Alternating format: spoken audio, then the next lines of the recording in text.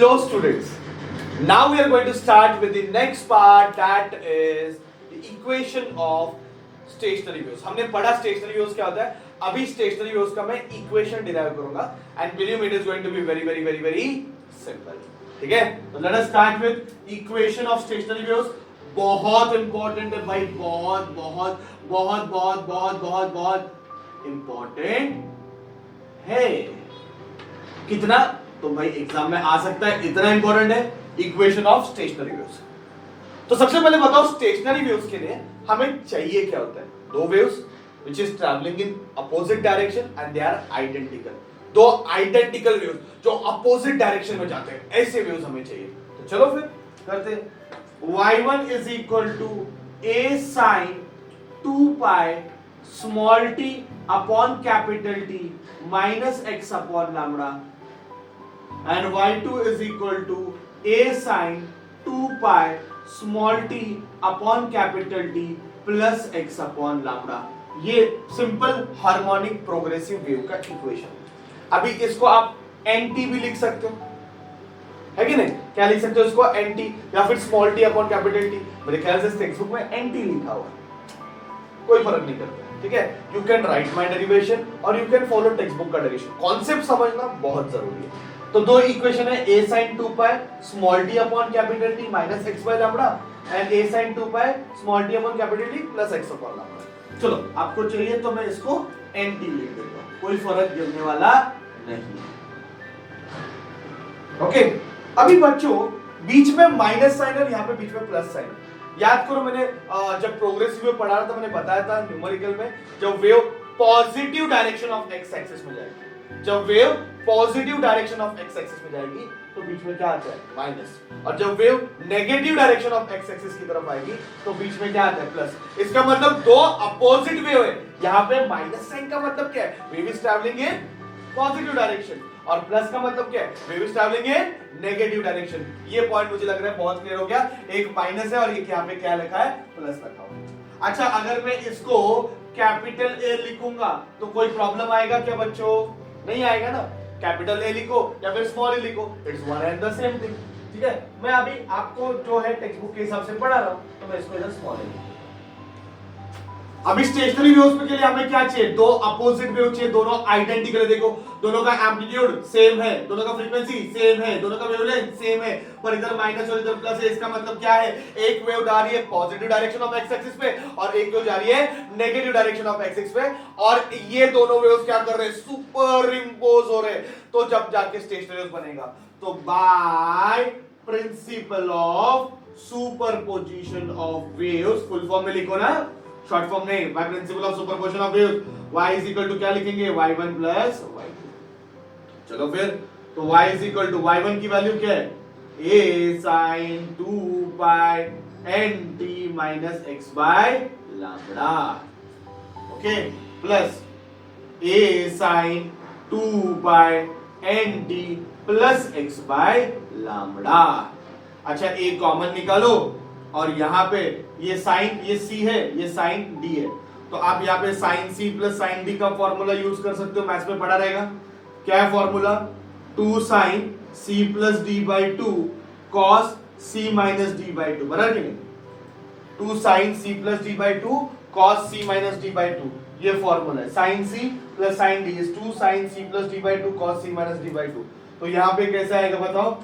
y is equal to 2a, ये 2 और ये a, 2a sine c plus d by 2. अभी c मैं इधर चलो डायरेक्ट लिखता हूं. c क्या है? देखो 2 पाई nt माइनस 2 पाई x अपॉन लैम्डा, ये c है,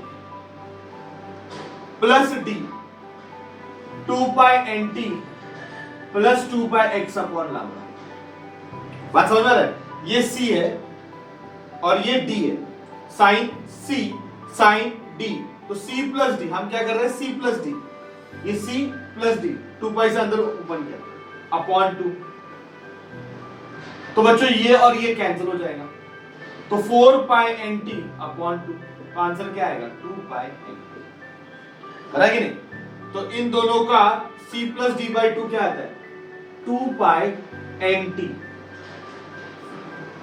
cos c minus d upon 2, cos c minus d upon 2। अब ये c है, बराबर है, ये वाला चीज c है और ये d है, माइनस करोगे तो साइन चेंज हो जाएगा।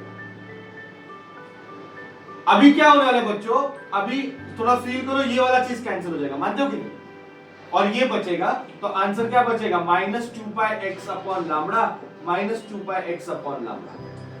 जब मैं c माइनस डी इसको माइनस कर रहा हूं तो c माइनस डी, तो ये बचेगा माइनस 4πx अपॉन लैम्बडा, नीचे ऑलरेडी 2 है तो 2 1 जा तो 2 जा, आंसर आएगा माइनस 2πx अपॉन लैम्बडा। तो cos क्या आ जाएगा, माइनस 2πx अपॉन लैम्बडा। ठीक है, देखो आपको कैलकुलेट करने को आ रहा है क्या, वीडियो पॉज करके थोड़ा लिखने का कोशिश करो, देखो आपको आ रहा है आंसर नहीं आ रहा है, that is very very important. ये c और ये d, तो c प्लस डी अपॉन 2 से ये मिलता है, c माइनस डी अपॉन 2 से ये मिलता है। अभी बच्चों ये भी फॉर्मूला याद रखो, cos of minus theta is cos theta, ये भी ट्रिग्नोमेट्रिक फॉर्मूला है, cos of minus theta cos theta. तो cos ऑफ माइनस थीटा क्या लिखूंगा, y is equal to 2a sin 2π nt cos 2π x upon lambda.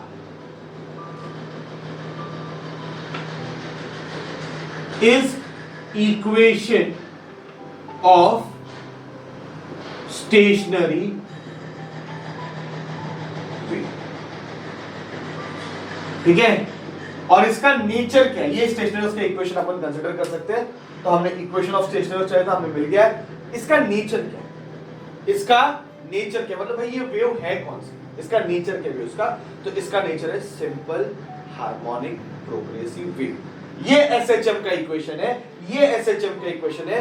दो SHM को add करते हैं, हमें मिलता क्या है, एसएचएम मिलता है। ये हमने हमेशा से बोलते हैं कि भाई दो एसएचएम को ऐड करोगे एसएचएम मिलेगा, दो एसएचएम को ऐड करोगे एसएचएम मिलेगा, दो एसएचएम को ऐड करोगे एसएचएम मिलेगा। तो ये दो एसएचएम है, ये एसएचएम है, दोनों को ऐड कर दिया तो हमें ये क्या मिलेगा, एसएचएम मिलेगा विद अ न्यू एम्पलीट्यूड आई, एक नए एम्पलीट्यूड के साथ मिलेगा, बराबर कि नहीं। यही हमने पढ़ा था ऑसिलेशन चैप्टर में, यही हमने पढ़ा था पिछले सुपरपोजिशन में भी, कि भाई दो एसएचएम को जब मैं ऐड करूंगा तो मुझे एसएचएम ही मिलेगा। तो भाई ये ऐसा इक्वेशन क्यों दिख रहा है, why this equation is this way, क्योंकि जो एसएचएम का इक्वेशन है हमने उसको दिमाग में डाल के रखा हुआ है कि भाई एसएचएम की इक्वेशन में होता क्या है। एसएचएम की इक्वेशन में होता है एम्पलीट्यूड और साइन। सिंपल वे में ना, एसएचएम की इक्वेशन है एम्पलीट्यूड, एक एम्पलीट्यूड है, एक साइन है, एक एम्पलीट्यूड है, एक साइन है, और कुछ नहीं है। जो भी एसएचएम का इक्वेशन है उसमें एम्पलीट्यूड होता है और साइन होता है, एम्पलीट्यूड होता है और साइन होता है, एम्पलीट्यूड होता है और साइन होता है। तो ये अगर एसएचएम का इक्वेशन है तो इसमें भी क्या चाहिए, एम्पलीट्यूड चाहिए और साइन चाहिए, क्योंकि हमने साइन से स्टार्ट किया हुआ है। तो इसमें भी एम्पलीट्यूड और साइन चाहिए। दिमाग लगाओ, दिमाग लगाओ। अगर मैं बोल रहा हूं ये एसएचएम है बच्चों, अगर ये मैं बोल रहा हूं ये एसएचएम है, if this equation is SHM, तो ये ऐसे क्यों दिख रहा है, इसमें एम्पलीट्यूड चाहिए और साइन चाहिए। तो साइन तो है, तो बचा हुआ टर्म जो है 2a cos 2πx upon lambda है ना, साइन को छोड़ दिया, साइन वाला टर्म निकाल दिया, साइन वाला टर्म निकाल दिया, तो बचा हुआ टर्म क्या रहता है, एम्पलीट्यूड। तो ये बचा, ये साइन वाला टर्म निकाल दिया तो बचा हुआ टर्म एम्पलीट्यूड रहेगा, इसको a लेंगे। अच्छा, बहुत सारे लोग इसको r भी लेते हैं, है कि नहीं। तो r लो, a लो, कोई गलत बात नहीं है, जो चाहिए वो ले लो। Okay, anyway you can do it, nothing is wrong. तो इसको रिजल्टेंट एम्पलीट्यूड बोलते हैं। तो ये let a is this, value substitute करो तो y is equal to 2a और cos के बदले मैंने a लाया, sin 2π nt आया कि नहीं बताओ, सिर्फ मुझे ये बताओ कि आया कि नहीं। ठीक है, किसका इक्वेशन है, एसएचएम का है ना। अल्टीमेटली सारे एसएचएम ही है, दो एसएचएम को ऐड करोगे एसएचएम मिलेगा। तो स्टेशनरी वेव्स में पार्टिकल एसएचएम ही करते हैं, तो अल्टीमेटली एसएचएम का इक्वेशन ही आने वाला है। तो ये इक्वेशन ऑफ स्टेशनरी वेव्स है और उसका नेचर मुझे पता चला कि एसएचएम है, इसको भी इक्वेशन ऑफ स्टेशनरी वेव्स बोल सकते हैं। अब हमने एक पॉइंट पिछले लेक्चर में किया था कैरेक्टरिस्टिक, एक पॉइंट पिछले लेक्चर में कैरेक्टरिस्टिक में किया था कि भाई एम्पलीट्यूड कांस्टेंट नहीं है। मैंने क्लियरली बोला था भाई ये एम्पलीट्यूड जो है इट इज नॉट कांस्टेंट। ये एम्पलीट्यूड किस पे डिपेंड करता है? एक्स पे। याद करो अपन एक पॉइंट लिखा था कैरेक्टरिस्टिक में, जाके चाहिए तो चेक करो। नोड से एंटी नोड एम्पलीट्यूड इंक्रीज होता है और एंटी नोड से नोड एम्पलीट्यूड डिक्रीज होता है। तो यहां पे क्लियरली पता चल रहा है कि स्टेशनरी वेव्स में एम्पलीट्यूड कांस्टेंट नहीं है। सिंपल हार्मोनिक प्रोग्रेसिव में एम्पलीट्यूड कांस्टेंट है, यहां पे एम्पलीट्यूड कांस्टेंट है, पर यहां पे एम्पलीट्यूड कांस्टेंट नहीं है। ये किस पे डिपेंड करता है? एक्स पे डिपेंड करता है। एक्स मतलब क्या है? डिस्टेंस पे डिपेंड करता है। तो जैसे डिस्टेंस चेंज होगा एम्पलीट्यूड क्या होने वाला है? चेंज होगा। This is the first part of the derivation. Exam में इतना भी पूछ सकते हैं, obtain expression for stationary wave. तो यहां तक आके छोड़ देना बस। अब मुझे नोड और एंटी नोड के बीच का डिस्टेंस भी फाइंड करना है। इसका आगे का पार्ट है कि मुझे नोड और एंटी नोड के बीच में का डिस्टेंस फाइंड करना है। अब मुझे बताओ नोड में, जब मैं नोड की बात कर रहा हूं, नोड मतलब points which are not vibrating, resultant amplitude कितना होता है? 0। अगर एम्पलीट्यूड 0 है तो ये वाला टर्म 0 रहेगा, 2a cos 2 pi x upon lambda, ये वाला टर्म 0 रहेगा। a 0 ना, नोड मतलब एम्पलीट्यूड 0 है तो 2a cos 2 pi x upon lambda 0 है। 2a को उधर लेके जाओ तो 0 हो जाएगा। तो 2 pi x upon lambda 0 upon 2a is 0, cos उधर जाएगा तो cos inverse of 0। So 2 pi x upon lambda, cos की वैल्यू 0 कब होती है? cos की वैल्यू 0 कब होती है? तो cos की वैल्यू pi by 2 पे 0 होती है, 3 pi by 2 पे 0 होती है, 5 pi by 2 पे 0 होती है, एंड सो ऑन। तो ये सब जगह पे cos की वैल्यू 0 होती है, pi by 2 पे, 3 pi by 2 पे, 5 pi by 2 पे। तो इन सब जगह पे cos की वैल्यू कितनी होती है बच्चों? 0 होती है। बराबर नहीं? अब मुझे x फाइंड करना है, तो x फाइंड करने के लिए मैं इसको वहां लेके जा रहा हूं। अभी बताओ पाई और पाई कैंसिल हो गया, x इसकी बात करते हैं, x फाइंड करना है तो लैम्डा ऊपर जाएगा, ये पाई पाई कैंसिल हो गया, 2 नीचे आएगा, 2 2 से कितना हो जाएगा? 4। फिर से एक बार इसके साथ देखो, कॉमा इसके साथ देखो, लैम्डा ऊपर जाएगा तो ऊपर बनेगा 3 लैम्डा, पाई और पाई कैंसिल हो गया, 2 नीचे आएगा, 2 2 से 4। ठीक है, पाई और पाई कैंसिल हो गया, लैम्डा ऊपर जाएगा, ओके, और 2 नीचे आएगा, तो ये 5 lambda by 4 and so on. ये x है। x मतलब याद करो, डायग्राम याद करो बच्चों, x मतलब याद करो, x मतलब distance from the origin, origin से जो डिस्टेंस है उसको x बोलते हैं। ये मैंने बताया था, याद करो x क्या है? ओरिजिन से जो डिस्टेंस है उसको x बोलते हैं।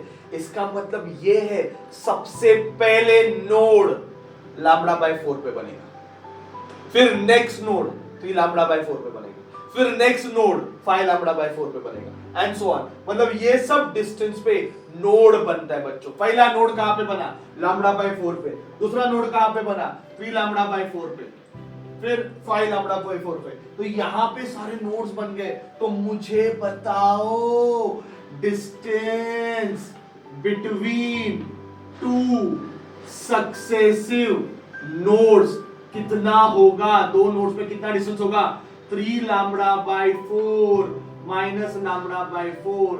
तो आंसर है 2 लैम्डा बाय 4। 1 जा 2 जा, देखो मैंने प्रूव कर दिया बच्चों, लैम्डा बाय 2। अपन ने डायरेक्ट किया था कि नहीं ये पॉइंट कैरेक्टरिस्टिक का, अभी मैंने प्रूव कर दिया कि 2 नोड के बीच में का डिस्टेंस कितना है? Lambda by 2। 2 नोड के बीच में का डिस्टेंस कितना है? 9 लैम्डा बाय 2। चलो चेक करते हैं एंटी नोड के लिए। जैसे फॉर नोड लिखा है, अब मैं लिखता हूं for anti node. Anti node मतलब एम्पलीट्यूड मैक्सिमम। एंटी नोड का मतलब क्या? Amplitude maximum. क्या लगाया था? निकाला था फॉर्मूला, प्लस और माइनस 2a, बराबर है कि नहीं? एम्पलीट्यूड मैक्सिमम मतलब कितना आएगा? 2a आएगा। एम्पलीट्यूड का वैल्यू यहां पे सब्स्टिट्यूट करो। नोड मतलब points which are not vibrating, rest में होते हैं, तो एम्पलीट्यूड 0 हो गया। एंटी नोड पे एम्पलीट्यूड क्या रहेगा? मैक्सिमम रहेगा, दैट इज प्लस और माइनस 2a। ये वैल्यू यहां पे सब्स्टिट्यूट कर दो, 2a cos 2 pi x upon lambda is equal to plus और माइनस 2a। 2a 1 जा, cos को उधर लेके जाओ, so 2 pi x upon lambda is cos inverse of plus और minus 1। 2 pi x upon lambda, cos की वैल्यू प्लस और minus 1 कब होगी? 0, pi, 2 pi and so on.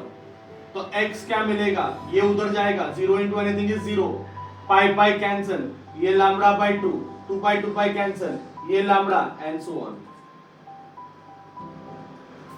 Now tell me what is the distance between two antinodes. तो ये lambda by 2 minus 0 है ना, क्योंकि पहला 0 पे फॉर्म हुआ है, फिर लैम्बडा बाई 2 पे फॉर्म हुआ है, दोनों को माइनस करेंगे, आंसर कितना आएगा, लैम्बडा बाई 2।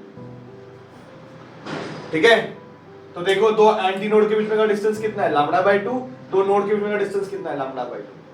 ये हो गया हमारा कॉन्सेप्ट क्लियर, बात समझ में आ रहा है। तो ये क्वेश्चन ऐसे भी पूछ सकते हैं कि obtain expression for stationary waves and show that nodes and anti nodes are equal space में नोड और एंटी नोड है, क्योंकि आप देखो दो नोड के बीच में का डिस्टेंस लैम्बडा बाई 2 है और दो एंटी नोड के बीच में डिस्टेंस लैम्बडा बाई 2 है।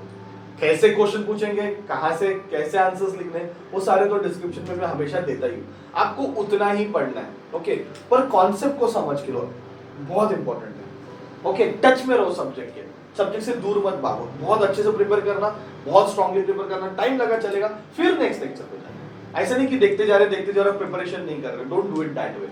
ओके, तो इसको बहुत अच्छे से प्रिपेयर करना, इक्वेशन ऑफ स्टेशनरी वेव्स याद रखो, हमने प्रूव कर दिया। Thank you very much.